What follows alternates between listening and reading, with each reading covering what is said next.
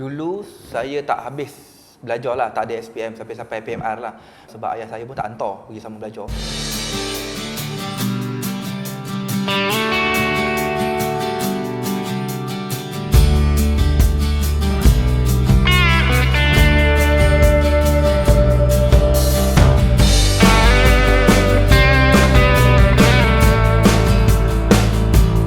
Tiba-tiba saya sambung ke SKM belajar komputer lah, repair komputer.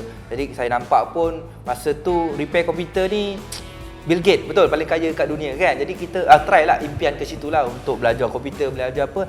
Tapi last kita nampak zaman tu dah berubah ke handphone betul. Jadi kita try masa tu kita jual produk telco jugalah, macam-macam telco kita nampak sebab itu adalah keperluan semua orang. Jarang yang tak ada orang ada handphone, kebanyakan semua orang akan ada handphone lah. Jadi kat situlah kita start mencuburi dalam bidang telco. Dan masa tu ketika di Johor lah, di Johor kita buka kedai yang pertama adalah di Kampung Pasir Putih lah. Yang pertama mula kita buat tak ada kedai lah. Kita rembo-rembo tapi lama-lama kita buka kedai di Kampung Pasir Putih, buka satu kedai. Lepas tu bangkit lagi dah tambah 2. Di Johor kita total dah ada lebih 7 kedai buka. Tetapi kadang-kadang malang ni tak berbau lah betul. Dalam bisnes ni memang ada naik turun. Jadi kita tersilap langkah lah. Mungkin terlalu over lah. Masa tu mungkin komisen besar enjot kedai. Tapi manajemen kita tak urus. Itu silap kita lah mungkin. Jadi sebab kita tahu rakus buka kedai tapi kita tak sunsut atur daripada segi kita punya kewangan lah. Jadi dekat situ saya jatuh. Semua kedai saya tutup lah. Jadi bila tutup ni saya buka nasi lemak lah. Nasi lemak dekat Batu Pahat. Saya convert kedai telco tu, saya buka kedai nasi lemak lah. Dulu pernah mak mana jual nasi lemak, jadi minta pendapat mak dengan ayah semua lah. Jadi saya buka nasi lemak, saya buka lah nasi lemak ikan syakap, sotong king. Masa tu pun bila tanya ayah, mak tak setuju. Dia kata, siapa nak makan ni, ayam besar-besar, ikan besar-besar kan, sotong. Jadi dia tak setuju lah, tapi dia cakap kita buat je lah. Tapi Alhamdulillah lah, masa tu memang tiba-tiba viral. Sampai 7 baris kedai lah orang beratur. Pun bertahan jugalah 5 bulan. Tak semestinya viral, kadang kita boleh ni lah. Macam mana pun adalah kita punya management lah, kita punya operasi yang kita nak kena handle lah. Jadi pun tak menjadi juga. Lepas kita dah ke situ, kita terus ke KL lah. Kita dah ke KL, kita tahu dekat KL ni adalah macam mana pun kepalanya dekat KL. Dia panggil apa orang cakap, mungkin lubuk lah, ataupun orang cakap rezeki kat negeri orang. Jadi kita gunakan jugalah pepatah Melayu tu. Kita gunakan, kita try dulu KL lah. Kita ambil hotel setiap hari, satu hotel kita bayar RM50, RM60.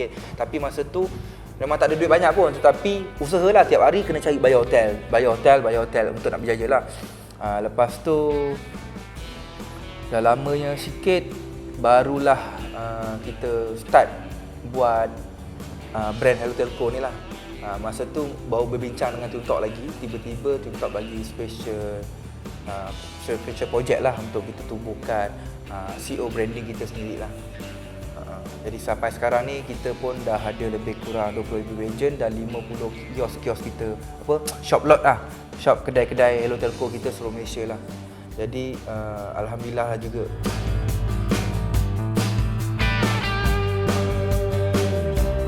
Okey, saya memang problem daripada dulu adalah manajemen.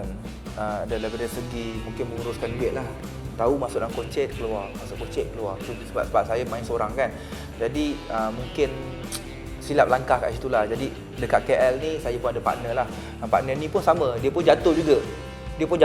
Jadi saya pun bincang dengan dia, kita bangun sama-sama lah. Kita bangun sama-sama, jadi dia akan uruskan manajemen. Saya cakap, saya akan fokus depan. Saya tak akan fikir pasal duit, pasal apa.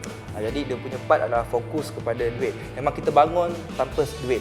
Kita bangun daripada kosong. Daripada kita nak buka yang telco ni pun kita berhutang. Mungkin awal kita berhutang, tiba-tiba kita menggunakan komisen ni yang berbayar balik lah. Jadi dekat situlah kita bangkit lah, tapi dengan tim-tim kita punya manajemen yang kuat ni lah yang membantukan lagi tinggi lah.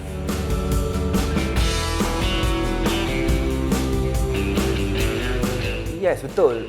Macam mana pun bisnes memang ada risiko. Tak ada bisnes yang tak ada risiko lah. Macam juga time PKP itu kan, banyak semua bisnes yang besar-besar boom jatuh. Jadi macam mana pun kita kena pantas bertindak, kena pantas ambil peluang. Jangan kita tahu jatuh, kita mengalah. Jadi kita kena bangkit semula, kita kena ada perasaan, saya punya perasaan, saya punya cara adalah ego. Bukan ego lah dia panggil, cakap saya malu dengan apa yang saya ada.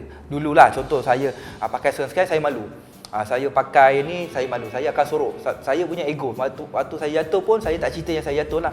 Tapi saya nampak saya ni mewah je. Sebab tu walaupun saya jatuh pun saya ambil sewa pun ambil kondo yang lawa. Sebab saya punya pengikut pun ada inspirasi lah. Dia tak nampak saya jatuh. Kadang-kadang bila tunjuk yang kita jatuh, kita akan masalah. Tapi bila kita dah time, kita dah berjaya, kita baru kita ceritakan pasal jatuhan kita, insya-Allah lah itu adalah satu motivasi lah. Tapi kalau kita awal-awal kita tunjuk kita jatuh, tu pun problem untuk kita lah. Jadi tu cara saya lah. Mungkin tiap orang ada cara dia masing-masing lah.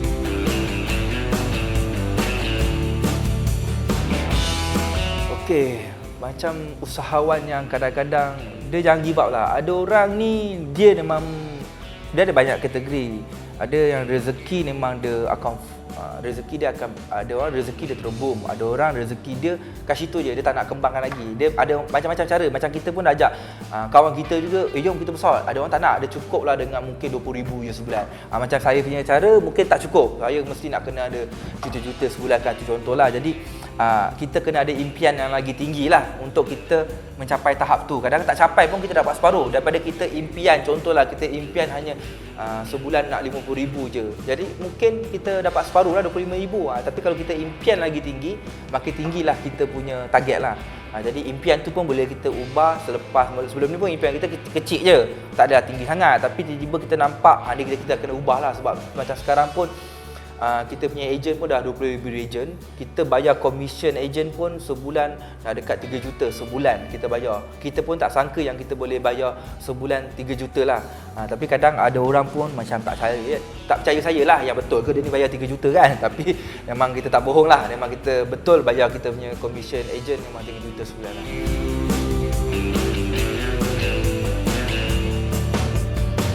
Benda ni adalah kita nampak untuk kita menjaga kita punya pengguna lah.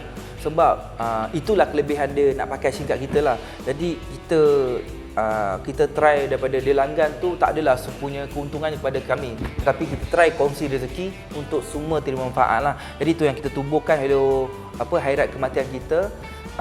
Contoh dia dah, tapi dia ada syarat lah, dia kena pakai 6 bulan, lepas tu PK48 dan dia boleh tebus untuk akhirat kematian lah sebanyak RM1,200. Tetapi kita pun ada haskan peruntukan lah, tapi bila terlalu banyak yang claim mungkin ada limit lah. Macam sekarang ni kita bajetkan sampai hujung tahun ni adalah RM200,000 saja.